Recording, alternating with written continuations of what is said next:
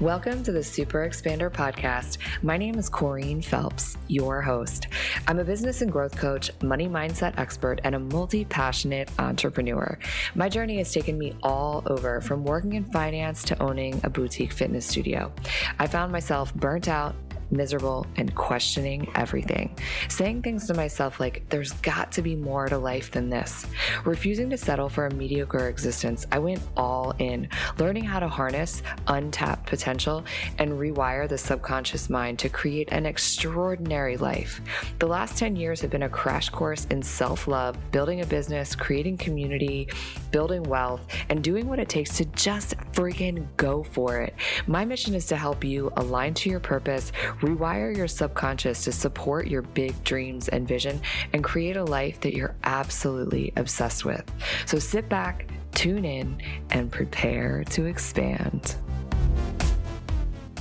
Hello, Super Expanders. How are you doing today? How are you feeling? I'm so excited to chat with you today about wealth, which is one of my most favorite things to talk and teach on. But I was feeling particularly inspired to talk about what your definition of wealth is, primarily because these days I'm really finding that the more I step into my purpose, the more wealth I experience, the more magic begins to take hold.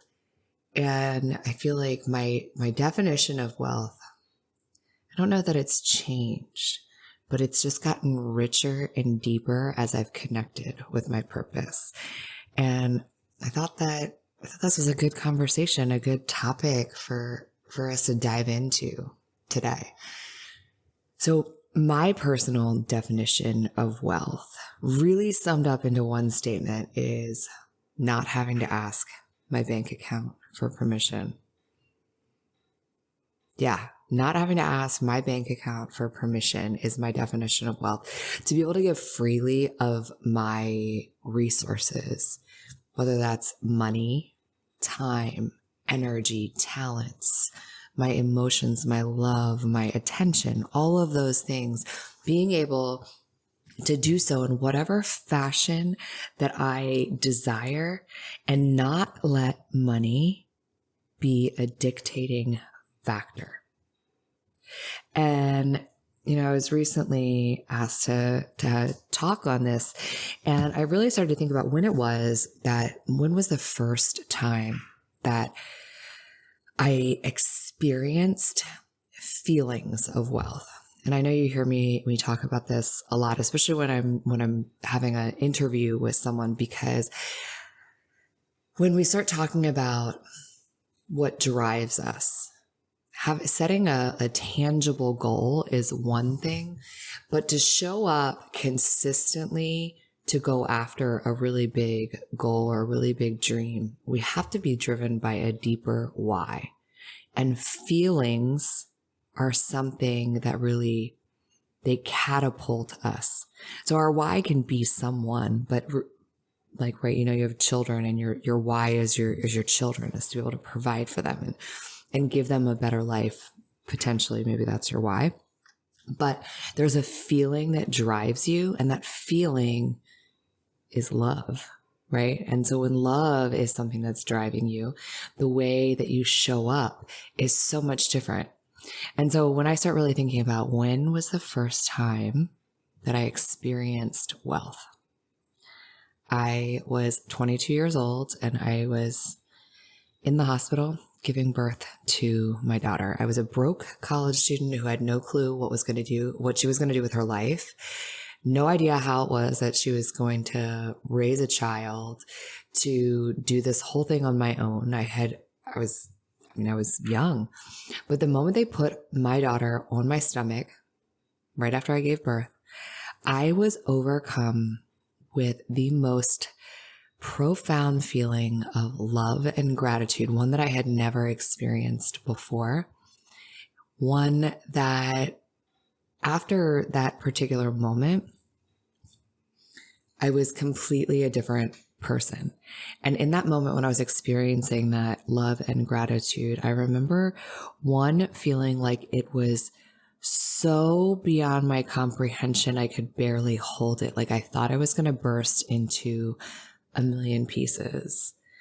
And in that moment, my awareness and understanding shifted in ways that such a gift to have been that young and have been shifted in that way. And my determination and drive completely changed. All of this is something I always say that I think that the arrival of my daughter saved my life. I really truly do. I think that because I was definitely on a different path.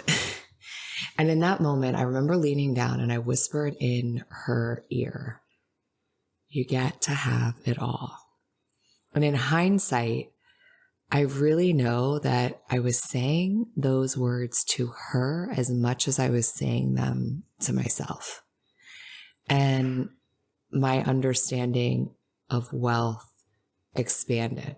See, because I think that for me, wealth is so much more than numbers in your bank account. It is more than your net worth. It's more than your stock portfolio. It's definitely, all of those things are a part of it, right? Because money it's what makes the world go round. But those numbers, your net worth could be off of the charts, millions and billions of dollars. But if you're lacking in other areas, you're really not wealthy, right? Because what is all of that money going to do for you if you don't have your health, if you don't have a deep spiritual connection, if you don't have a connection to a purpose, how you're showing up in the world? All of those things are so important when we look at the full circle spectrum of wealth. And for me personally, at 20 years old, to have been gifted that deep awareness and that determination to cultivate and foster those areas of myself, my relationships, my love, my purpose, so that I could grow my bank account, so that I can freely give. Because I think that the ultimate form of wealth is giving. It is giving of your time. It's giving of your money, your resources. It's giving of your talents and your gifts. It's contribution and service. And there's a lot of conditioning around wealth that, at least for me and a lot of people, because the clients that I work with, this is something that we really focus on, right? And there's conditioning that has to be undone surrounding money and building wealth and how we give of ourselves. So there's so many like common blocks around building wealth and money is that having an abundance of it is meant for other people. So that's something to do with our worth. There's also a perception that people with money are not good people, which is absolutely not the truth. Money in the end is just a tool. It is just this neutral thing that allows us to have choice. It allows us to have the comfort and the space to make decisions from the place of who we truly are. I have a question for you. Have you joined the Super Expander free mentorship community? If not, what are you waiting for? Stop what you're doing right now and text the word mentor to 202-918-3235. Text the word mentor to 202-918-3235. I send out weekly tips and inspiration to help you grow your business, to step into your wealthiest, most highest self, to harness your full potential and live an exceptional and extraordinary life. And the best part is, it's really me sending those messages. So text me, say hello, and send me your questions. Money only makes you more of who you are, which is why it's so, so important to do that inner work, to release the conditioning, to allow ourselves to step into deeper purpose, to connect to our spirituality so that we can be more open and generous with our resources. So along this journey of personal development, of evolving and growing and stepping into my purpose and really cultivating and building wealth, I thought that I had done all of the work. I thought that I had released scarcity. I had moved through my money blocks. I was owning my worth, all of it.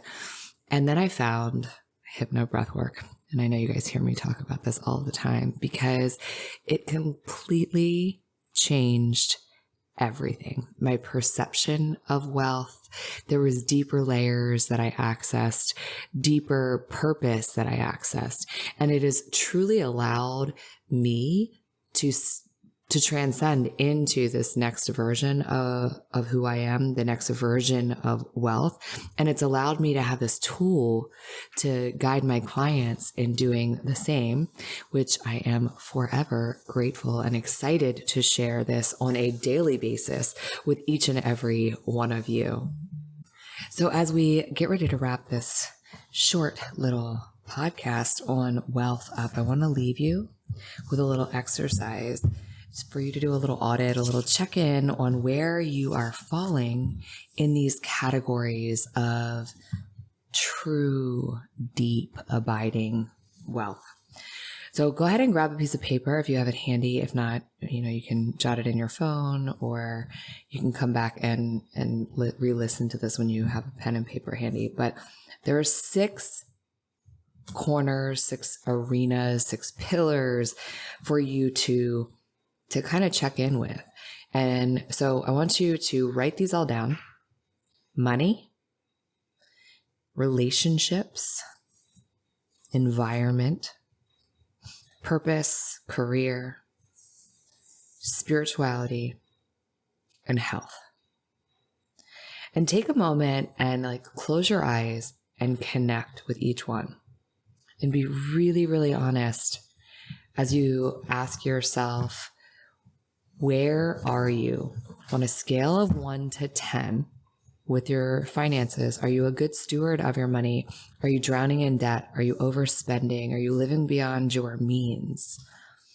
Those are the kind of things to think about when you're thinking about money. Rate it on a 1 to 10. And how wealthy are your relationships? How are you showing up? What is the dynamic? What needs work? Where are you in relationships in your life on a 1 to 10? And then your environment. Our environment definitely impacts our wealth. How wealthy is your environment? Is it chaotic? Is it unorganized? Your space is quite literally a physical manifestation of your mind. So setting up your space to support your wealth is so, so important. So rate your environment on a 1 to 10. And then your career or your work, your purpose. Knowing your purpose is quite literally, I think, one of the most important things when we're talking about living a wealthy life, contributing your talents and gifts into this world so that you no longer feel like you're just aimlessly walking around. You're making an impact with your work, with your talents, with your gifts. Where are you on a 1 to 10 basis? And then your spirituality. How connected are you to source, to power, to your intuition, to whatever you happen to believe in, whether it's God, whatever it is? How connected are you? And then lastly, your health, your body, your fitness. Are you taking the time to cultivate more vitality in your body, in this temple of yours where that houses your soul? Without our health, all of the money in the world is absolutely worthless. So rate it on a 1 to 10, and then looking over those 6 facets of really what make up true deep wealth. What parts need some work? How can you make them a 10, each and every single one of them? That is wealth. I'd love to hear how that exercise went for you. And if you are looking to really move into that next level of wealth, to move through some of the blocks that might be holding you back, if you head down into the show notes, there is a free resource there for you in really helping you remove those blocks to step into that next level of wealth. I will catch you on the next episode. If you like what you heard, stop, drop, and leave a 5-star review and hit that subscribe button so you never miss an episode. And as always, sharing is caring, so snap a pic and share this episode with another super expander.